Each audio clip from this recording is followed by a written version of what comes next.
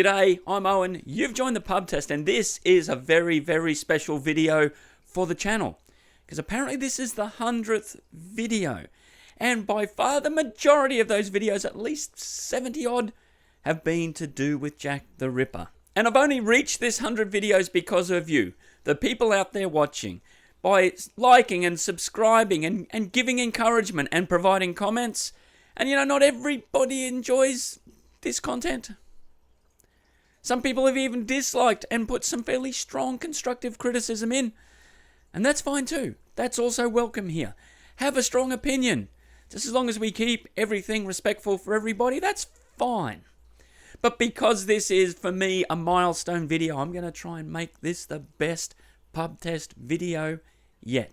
And again, some of this information has been brought to my attention through comments, so keep that coming. Now, we are still deep diving into the double event. We are not looking at a particular suspect in this video, but we will be considering two crucial pieces of evidence. The piece of apron found in Goulston Street and the knife found in Whitechapel Road. So there will be some speculation in this video, but like in any investigative case, the detectives, police, or whoever have to look at the evidence and then draw some conclusions themselves and then try and find if this matches up with what they're thinking. And these two pieces of evidence are intriguing. Now, firstly, we're going to look at the lay of the land. Where did these crimes happen? Now, George's yard was where Martha Tabram's body was found. Now, many people do not consider her a Ripper victim, but it is interesting that that is slap bang in the middle of where all these crimes happened. And yet the first one at Bucks Row, where Lechmere first makes his appearance on his way to work. And then, in that backyard of 29 Hanbury Street, another body is found. And then it's almost 2 to 3 weeks later, this double event happens. Firstly at Dutfield's yard, and then a 12 to 14 minute walk away to Mitre Square. Now, if we look at that distance, we see that that's roughly the same distance between each of these crimes. From Bucks Row to Hanbury Street would be about that 12 to 14 minutes. From Mitre Square to Miller's Court would also be the same distance to walk. Now, in between Miller's Court, and we haven't even got to the Mary Kelly crime scene yet, we've got Goulston Street. And that is where part of Catherine Eddowes' apron was found. And we have to backtrack just a touch and look at P.C. Watkins. Because it was brought to my attention that there is a whistle in the Jack the Ripper Museum. At the inquest, he said we weren't supplied whistles. And yet, I've now seen that picture with the description saying this is the whistle P.C. Watkins used to alert the authorities that he'd found Catherine Eddowes' body. With his notebook, with his truncheon, no one questioned he'd not using a whistle. Now, admittedly, he had been on the force for 17 years, and apparently the whistles only started getting issued in the 1880s, but I think it's safe to say he had one in 1888, particularly because of what we're going to discuss here. So that is a question. Why did he not use the whistle? Why did P.C. Neal not use his whistle when he found that first body in Bucks Row? That is a conversation for another video. But what is of note, and this was also brought to my attention, so digging into this was interesting. There's a newspaper article by P.C. Langdon. He was giving a newspaper interview after 25 years of service in the police force, and this was in 1912. Yeah, he joined the force in 1887, and I'm going to say this, and if you are from Devonshire over in England, let me know if this is offensive, but he said in that particular newspaper article that he was a Devonshire dumpling. I really don't know what he was referring to.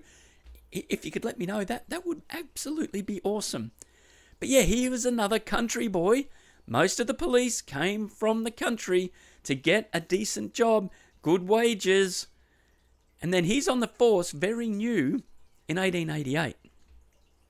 But his comments in that newspaper article actually paint an interesting picture of what was going on in Whitechapel at the time. He said he was dealing with the anarchists, people stirring up social problems. He also found the interactions with the many vigilance committees. He said there was a few vigilance committees and he ran into them. One interaction with the vigilance committee is he was hiding in a shadow and he saw a vigilance committee come up.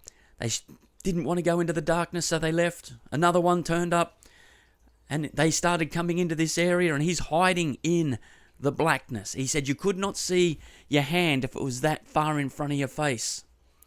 And then he screamed out in a woman's scream, and the vigilance committee took off in all sorts of different directions. And he said that provided him with a great deal of amusement. But in this article as well, he mentions that the policeman who came into Mitre Square, he doesn't name this policeman, but the policeman who came in passed someone. He basically had to stand aside and let someone out earlier than when he found the body. And exactly, and these are his words, exactly 7 minutes later, that policeman returned to Mitre Square and found Catherine Eddowes. Now there's some questions here. Was PC Langdon correct? Because PC Watkins said it was 14 minutes before he came back into Mitre Square. That time frame would be very, very critical. In fact, the time frames of all the events we're talking about in this video are imperative. But did PC Watkins actually come face to face with Jack the Ripper and then keep it quiet? Could that be the reason he did not want to blow his whistle? Well, we've got to raise some questions here because a lot of his story just does not add up. Of course, we've got to question PC Langdon's version of events 25 years later, particularly being new in the force. But it is of note that PC Watkins did retire in 1890 after 19 years of service. But many of the force were leaving during this time. And maybe some of the ones that had been on the force for a fair while said, "No, I've had enough." Because they were copying it from the press and they were copying it from the public and the vigilance committees. And as we'll see, the police did close ranks a little bit, trying to protect one another from public scrutiny, which I'm not being critical. I think that's fair, considering how people were feeling back then. But regardless of that, it is definite that between 1 a.m. and 1:44 a.m., if we accept the fact that the same person committed both the crime in Dutfield's Yard and then in Mitre Square, he's gone from committing one crime 14 minutes later, had the time to go and basically find another victim, go and start chatting up a woman that has just been released from prison for drunk and disorderly conduct, get her into Mitre Square, do what he did, including, unlike Elizabeth Stride, cutting her up and removing some body parts and getting out of there. All within that 44-minute time window. Now, I just have to say that is one very busy Saturday night. But now we come to a crucial piece of evidence, and I think we can definitely state that this apron was actually attached to Catherine Eddowes at one point. So the person has cut a piece of the apron off, got out of Mitre Square, and at some point dropped this blood-stained piece of apron. Now, it said that PC Long found it at 2:55, and he had been patrolling Goulston Street as part of his regular beat, and he never saw it. Not at 2 o'clock, not at 2:20, but a bit later, at like 5 to 3. Now, that raises some questions. When we saw that map, that Goulston Street wasn't that far away. It was about 4 or 5 minute walk. What's interesting, a detective, and he also did appear at the inquest and said, I went down Goulston Street, and he had 2 other officers with him. because he'd heard about the crime in Mitre Square. And so he's walked down Goulston Street to get to Mitre Square, and he was asked, did you see the apron? And he said, well, no, but I wasn't exactly looking for it. It could have been there. But he went back down Goulston Street at about 2:20, and he says that we were out there stopping the men. They were only stopping men and getting their details, which I know today would be different, but that's what they did back then. And again, he said, I didn't notice the apron, but he also didn't see the writing on the wall. But again, not looking for it. But it's interesting that around that exact time, so PC Long and this detective must have crossed without seeing each other around the same time, probably within a couple of minutes. But PC Long's version is, I never saw the apron. There's no possible way it could have been there. I think that shows a difference between the experienced detective and perhaps a more junior policeman on the beat, in that the detective would have been a little bit more circumspect, knowing that, look, it's possible it could have been on the ground. I just wasn't paying that much attention. And PC Long admits he didn't really hear of the crime, definitely, until later as well. So was he really looking on the ground and paying big attention to everything that was there? Perhaps not. So we can't definitely say that that piece of apron wasn't there earlier. Well, we are left with three options as regards this apron. That firstly, the writing was on the wall earlier or later, so it's not to be considered to be done by Jack the Ripper. And the person who did the crime in Mitre Square, he's hoofed it, 5 minutes later, discarded this piece of apron and kept on going.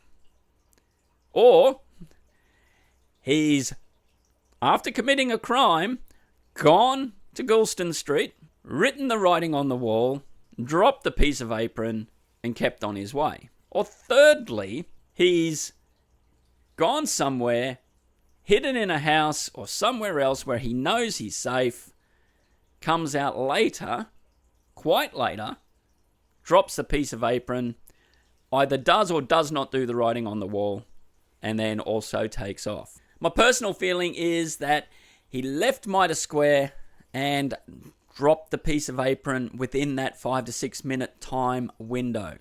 And it wasn't discovered until much later, because who really would have been looking for anything? And I say that because of what this detective had said. He said he heard about the crime whilst he was organising the plainclothes policeman to be on duty. He said 3/4 of the police force were in plain clothes, doing what a policeman should not be doing. It meant that they were going into the pubs. They were talking to these women of the night as a regular person would. Yet I wonder how effective it would have been, knowing that these big country lads were the policemen, and maybe they stood out a little bit more even in plain clothing. Again, an assumption has to be made here, but I do think it's fair to say that this perpetrator, who was very calculating, may have noticed the extra police presence even though they're in plain clothes. Someone who really knew the area, probably knew the people quite well. And so therefore, anybody on that street could have been an undercover police officer. So you don't necessarily want to hang around.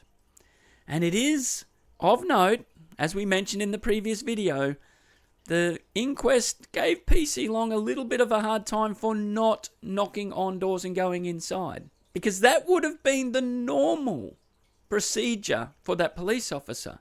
That's why I don't think the perpetrator would have hung around. I think they just would have kept on going, whether off to work or just off somewhere else. Which does give rise to the Lechmere theory. Just want to state that. And looking at these movements and some further evidence that we're going to dive into, I can see why that theory is well supported by many people. But here's a question. Why did the perpetrator need the piece of apron in the first place. Like, none of the other victims apparently had an apron on, and he didn't need to necessarily cut any of the clothing. So this is rather unique. Now, that piece of apron did match the piece that came off Catherine Eddowes, so it's fairly sure. I know some people argue that it may not have come from her, but I think it's safe to say that it did. So what was the need to do that in the first place? Well, now we need to go back to Dutfield's yard. And the day after, on October the 1st, when a knife was found in Whitechapel Road. Now, this young bloke called Thomas, in fact, the papers called him a boy because he was 18 years old. Don't tell an 18-year-old bloke that he's a boy. May not go down all that well, but anyway, the newspapers called him a boy. But he was out on the street at 12:30 a.m. at night, like many young 18-year-olds are, and he calls over PC Drag and says, "Oi, I've found a knife." Now, that police officer was stationed there. He wasn't on patrol. He was on the lookout on Whitechapel Road. He comes over, sees the knife. Himself and Thomas go back to the police station together. He asks him, "Look, what were you out and about for?" He says, "I was just visiting a mate up in Brady Street, then came down Whitechapel Road. I was heading to Aldgate, and I found the knife." The officer said, "Look, he didn't appear drunk. He appeared sound of mind. He had a reason to be out there on the street. He came with me to the police station. Nothing really to see here in that regard, but the knife did have blood stains on it. It was a rather long knife, but it said that it was blunt as all get out." So now, why would a blunt knife even raise an issue? Well, back in the day, they thought it was an issue because this was brought up at Elizabeth Stride's inquest, this very knife. So the police and the authorities in the day made the connection to the crime in Dutfield's yard. But Thomas makes the claim, and this is a little bit amusing. He says, "Oh, look, it was stuck out like anything. It was quite light at the time, 12:30 a.m. in the morning, but regardless, he said it was quite light, and about 12 people had gone past, including 3 police officers, and nobody had seen it." So that means that street was fairly busy. He's just come out of a street. He's only walking up Whitechapel Road for a short amount of time, and 12 people have gone past him, including 3 police officers. So I don't think it was standing out that massively, but it was wrapped in a white, and that's what drew his attention to the knife. Now, there's 2 things that I've since found out create the most amount of controversy when talking about Jack the Ripper. Firstly, you mentioned Lechmere, and you've got people almost go to war over that particular topic, depending on which side of the fence you sit. And then also the knives. They seem to create quite a lot of feeling in people about what particular knife was used, how it was used, what they were doing, and so forth. But it's generally assumed that a different knife was used with Elizabeth Stride and Catherine Eddowes. Now, I won't go into all the forensics, but I will be touching on this a little. And this knife could actually be more important than most people think. Now, we have not exhausted the Elizabeth Stride crime scene yet. There's another video to go to do with what was found around the body, and yes, that is to do with the grapes. And in that video, we'll be looking at Charles Legrand. But there was something else, a smaller detail, and that was there was blood found on the hand and wrist of Elizabeth Stride. Now, the question is, how did that blood get there? Now, it is said, the way these crimes were committed, there was low blood flow in the body. And if you've ever cut yourself, I have. I don't mind working in the kitchen, so I do know a little bit about knives. I'm not a guru. I'm not a chef or anything, but I can chop a few things. I've cut my finger once, and the first time I did it, that's fairly deep. And you're standing there looking at it going, have I cut myself? And then about 3 minutes later, well, not 3 minutes, it seems like 3 minutes because you're standing there, have I chopped my finger off, what's going on? And then the blood starts coming out. And that's the reality of it. When you cut something even fairly deep, as a general rule, it takes a couple of seconds before you start bleeding. So there wouldn't have been a huge amount of blood on the knife itself. So nothing really would have dripped on the body. I know this is a bit bit graphic. I tend not to go down this path, but it has to be discussed in this one. But there was a rip in the scarf of Elizabeth Stride's clothing that was around her neck. And a person who knows a bit about knives said that that would happen if the knife got caught in some way. Maybe the person performing that action has cut themselves. And what happens when you cut yourself? You move. And they said that was the motion of how the scarf was found. And then, was it the perpetrator's blood dripping on the hand? Now, no doubt he would have had a handkerchief or something, because that's what all the blokes carried back then. So he's wrapped his hand in this handkerchief, and that's what stopped him. Not Deem shoots coming into the yard, but the fact that he's now cut himself, he's bleeding, so he takes off, heading towards Mitre Square. Now, this is where the psychological profiling comes in, because many of us, well, I hope all of us out there would not understand what would go through your mind after cutting yourself and taking off. I think you go, well, that's enough for me for the night.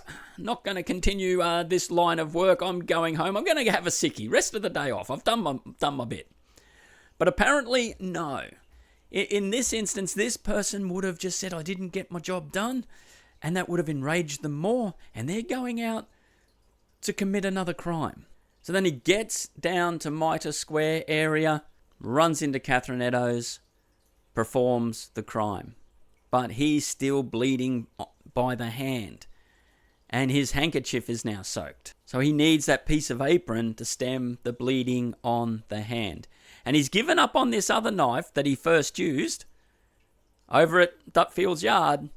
He's not happy with that knife anymore, so he's got his other knife out and then does what he does. And it is said that the way Catherine Eddowes' body was cut up showed someone also like struggling a little bit when you're cutting and that, and sort of wincing, and that's why it wasn't the straight through motions of the other crimes. I can't even believe I'm saying this stuff, but yeah, it's a bit of a struggle for me, but there you go.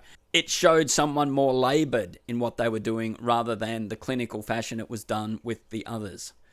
So then he's wrapped his hand in this apron, taken off, and had to ditch it, because if you're caught with that piece of apron, unlike a bleeding handkerchief, you could probably explain that to a copper, but if they knew that there was a piece of apron missing off a body, you would have to get rid of it because they were searching people.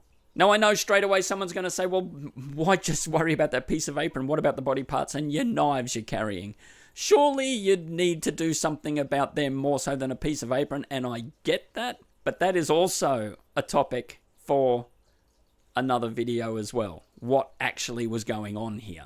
But you're now going to say, Owen, did you not say the knife found in Whitechapel Road was as blunt as all get out? Yes, it was.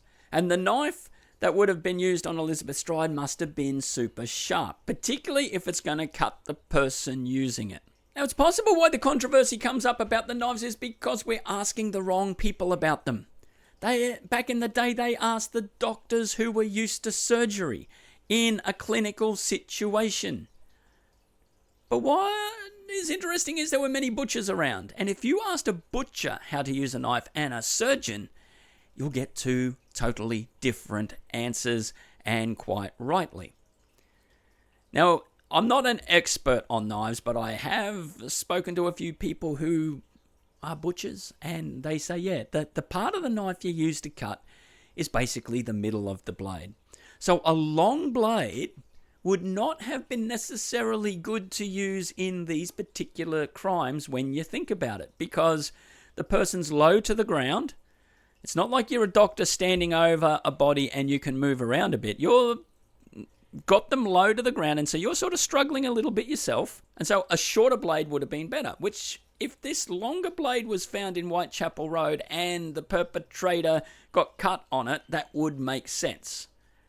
They said it would be easy to do yourself an injury with a knife like that. And hence, it may have just been used on this crime alone, and then he's gone back to using his regular tool. But why ditch the knife a day later? Well, that is of interest. At this point, and we'll assume it is the same person committing all these crimes, they're not risk averse. They're starting to enjoy the thrill of this, but they're not enjoying that knife. So they've gone home, they've blunted it, made it totally useless because they're angry with that knife. But then they're going to dispose of it, knowing that it's going to be found. And that would create quite the stir, which it did. But who would be walking up Whitechapel Road the following day to drop the knife? Well, again, I can see why a case is made for Lechmere. Quite a strong case. He walked around that path every day to work. I mean, Lechmere walked near Bucks Row, finding that first body. With lots of people down Whitechapel Road, it would have been an easy thing to do. Just at a discreet time, drop a knife and keep on walking. Of course, the case could be made for others. We could look at Francis Thompson. We could look at Robert Donston Stevenson, William Berry, and David Cohen or Kaminsky. All of them were in that area. But yes, the one who had reason to be on that road at the time was Lechmere. Now, I'm not saying I believe it was Lechmere doing these crimes. That is a video coming, a deeper dive into him, so look out for it. But I can see the evidence. And what I find fascinating is this connection between the knife and the Dutfields Yard scene and the piece of apron that was found in Goulston Street. Do match up quite well. But let me know what you think. Do these two pieces of evidence, the knife and the apron, actually link up together? Does it make sense that he needed something to stem the blood on a cut on his hand? And who do you think was most likely the one to have done this? I'd be very interested. And if you have more information, throw that down in comments. As I said at the start, your viewing and supporting the channel is greatly, greatly appreciated. And there is a lot more to go with this Jack the Ripper series. But the next video is going to be just a little bit of a quick retrospective. It won't go long. It'll just be a bit of fun showing where the pub test started, where it's got to now, where it's headed, and you're going to see a few little funny outtakes. So you get a bit of behind the scenes as to what goes in to making these videos. So look out for that one. Give us a like and a subscribe. I'm Owen. You've been watching the pub test, and we will see you on the next one.